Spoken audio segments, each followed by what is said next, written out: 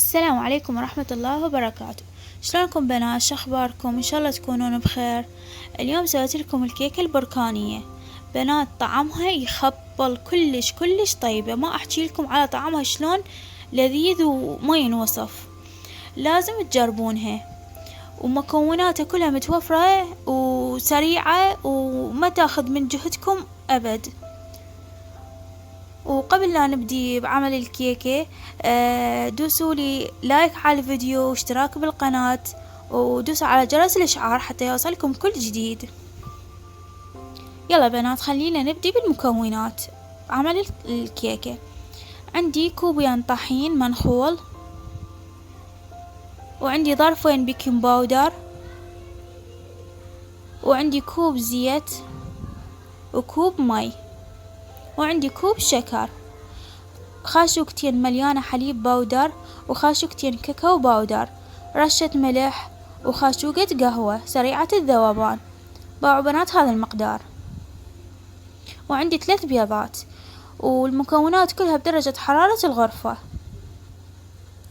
راح أجمع المكونات الجافة، الطحين والبيكنج باودر والملح والحليب والكاكاو كلها سوية، راح أنخلهم بهالشكل. وعندي ال3 بيضات راح أخفقهم أي خفاقة عندكم. أنا استخدمت هاي الخفاقة اليدوية. راح أضيف الشكر بالتدريج، الكوب مال الشكر. طبعا المكونات كلها بنفس الكوب قستها. بهالشكل أضيف الشكر وأخلط. هنا ضفت القهوة سريعة الذوبان، راح أخفقها كل زين ويا الشكر. هنا ورا ما خلصت ضفت الكوب المي وخفقته ويا البيض، واضيف كوب الزيت وارجع اخفقه. بنات المكونات كلها راح اكتب لكم اياها بصندوق الوصف. راح ابدي ورا ما كملنا راح ابدي اضيف الطحين والمكونات الجافة بالتدريج واخفق بهالشكل. كلش سهلة وسريعة وما تحتاج اي تكلفة او جهد.